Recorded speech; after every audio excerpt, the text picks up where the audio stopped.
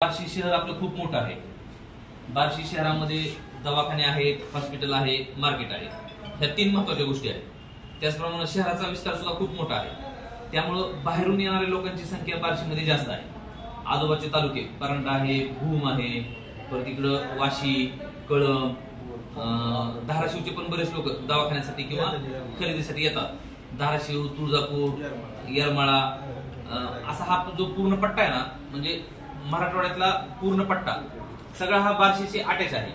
त्यामुळं जेव्हा लोक एसटीने येतात, त्यांना दवाखान्यात जायचंय किंवा मार्केटमध्ये जायचंय, त्यावेळेस ते किरायाना ऑटो करतात।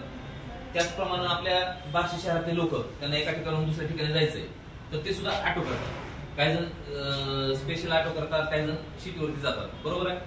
बार्शी शहर हे जवळपास म्हणजे जिल्ह्याचं ठिकाण असतं ना, तशा पद्धतीचं आहे। आपण आता ट्रॅफिक ब्रँच आपल्या इथं कार्यरत आहे आणि तुम्हाला आम्ही काही सूचना देणार आहोत, तुमची अडचणी पण समजून घेणार आहोत आणि तुम्हाला काही सूचना पण देणार आहोत। तुमच्या अडचणी जसं आम्ही ऐकून घेतो, तसे तुम्ही आमच्या सूचना ऐकून त्या पद्धतीने तुमच्यामध्ये परिवर्तन केलं पाहिजे, बदल केला पाहिजे, त्या पद्धतीनं राहिलं पाहिजे। तर तुम्हाला आम्ही म्हणजे तुमच्याबद्दल आमचा दृष्टिकोन जरा चांगला राहील। सगळ्यात महत्वाचा मुद्दा आहे की अनावश्यक जास्त भाडं तुम्ही आकारायचं नाही, ठीक आहे। तुमच्या सोबत लोक विश्वासानं बसतात, बरोबर आहे। विश्वासानं बसतात, बाहेर गावचा असतो, त्यांना सगळ्यांना माहित असतं कुठे किती भाडं आहे काय, तर ते अनावश्यक जास्त भाडं जर आकारलं त्याला ते वाईट वाटतं, बरोबर। दुसरं, प्रवाशांसोबत तुमचे भाषण बोलणं जे आहे ते सौजन्यपूर्ण असलं पाहिजे, चांगलं असलं पाहिजे। काय जण उद्धटपणे बोलतात किंवा त्रास देतात, तर मग ते चुकीचं आहे। तिसरा मुद्दा, ज्या ठिकाणी तुम्हाला सोडायचं त्यांनी भाडं दिलेलं आहे त्यांना त्या ठिकाणी सोडायचं। मी तिथं ऑटो जाऊ शकत नाही, मी सोडणार नाही, बसा बसा बसा आणि सोडताना तिथं जात नाही, मी इथं सोडतो, इथून तुम्ही जा, कसं जायचं ते, अशी तक्रारी येतात आमच्याकडे। आम्ही काय तुम्हाला हे करत नाही, पण असे प्रॉब्लेम होतात आणि तुम्ही हे करता हे तुम्हाला माहिती। काय जण करतात, सगळेच नसतील पण काय जण करतात असं। दारू पिऊन ऑटो कोणी चालवायचा नाही। आम्ही आता ड्रंकन ड्राईव्हचे केसेस करणार आहेत। जे कोणी दारू पिऊन ऑटो चालवत असेल, आजपासून कंटिन्यू चालवणार, कारण एक ऑटो काल परवाच कोर्ट चौकामध्ये पलटी झालाय, तुम्हाला माहिती आहे। आम्ही रात्री त्याला शोधून आणलं, आहे का ते, आलंय का कोण, त्याला शोधून आणलं, त्याचं मेडिकल केलं आणि त्याच्यावर 185चा गुन्हा दाखल करून टाकला। विनाकारण दारू पिऊन गाडी चालवणं आणि प्रवाशांचा जीव धोक्यात घालणं हे बरोबर नाही। त्यानंतर तुम्ही सर्वांनी तुम्ही ऑटोवाले आहेत हे ओळखू येण्यासाठी प्रत्येक शहरामध्ये युनिफॉर्म आहे, बरोबर आहे। तुमचे युनिफॉर्म असणं खूप गरजेचं आहे। तुम्हाला बिल्ला आहे का? युनिफॉर्म लावायचा आणि तो बिल्ला खिशावरती लावायचा। लोक सुद्धा विश्वासानं बसतात ऑटोमध्ये।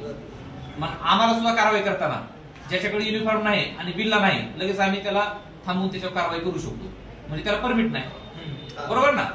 मग परमिट नसणाऱ्या ऑटोला रोडवरती जास्त हे करता येणार नाही। त्यामुळं सर्वजण युनिफॉर्म शिवा, पांढरा शिवा किंवा पांढऱ्यापेक्षा खाकी, म्हणजे खाकी युनिफॉर्मची ओळख आहे ऑटोसाठी। शिवले पहिले शिवले होते, ऐका ना, युनिफॉर्मवर असल्यानंतर लोक तुमच्याकडे जरा वेगळ्या नजरेने बघ। तुम्ही बघा, तुम्ही सिव्हिलवर बसा आणि युनिफॉर्मवर बसा, दोन ऑटो लागू द्या। जो युनिफॉर्मवर बसलाय का त्याच ऑटोवाल्याला पॅसेंजर विचारते आम्हाला इकडे जायचं सोडा म्हणते, कारण का युनिफॉर्म आहे म्हणजे त्याचं रेकॉर्ड आहे, त्याचं सगळं रेकॉर्ड पोलीस स्टेशनला आहे, आरटीओ कडे आहे। हा माणूस आपल्याला त्रास देणार नाही किंवा धोका देणार नाही किंवा फसवणार नाही, हा विश्वास प्रवाशामध्ये असतो, ठीक आहे। त्यासाठी जास्त खर्च येत नाही। तुम्हाला आम्ही एखादं दुकान कन्सेशन मध्ये कापड द्यायला लावू, तशी पण सोय करू आम्ही तुमची। म्हणजे सर्वांची परिस्थिती हे बघा, ऑटोवाले म्हणजे श्रीमंत असतो अशातला भाग नाही। ऑटोवाले कोण असतात? सर्वसाधारण माणसं असतात। म्हणजे आज ऑटो चालवला तर फायनान्सचे 200, घरी होम मिनिस्टरला 200 आणि 200 रुपये तुम्हाला खर्च झाला, बरोबर आहे का? असं असते का नाही? संध्याकाळी झाले की 200 रुपये दिल्याशिवाय होम मिनिस्टर एंट्री देत नाही बऱ्याच जणांना। अशी आहे परिस्थिती, विचारा तुम्हाला आहे की नाही? जे हसते ते सगळ्यांना माहिती आहे। आणि 200 रुपये माझ्या घरी खर्चाला द्या, तुम्ही दिवसभर काही करा तिकडं, आणि 200 रुपये फायनान्सला। म्हणजे तुमचं जीवन हे कष्ट करून पोट भरण्याचं आहे। त्याच्यामुळं चांगलं काम आहे तुमचं, फक्त इमानदारीनं करा, व्यवस्थित करा। म्हणजे ह्या कसं असतं माहितीये का, तुम्ही जेवढं सौजन्यतेने आणि शिस्तीत करणार तेवढं लोक तुमच्याकडं प्रेमानं आपुलकीनं बघणार, विश्वासानं बघणार।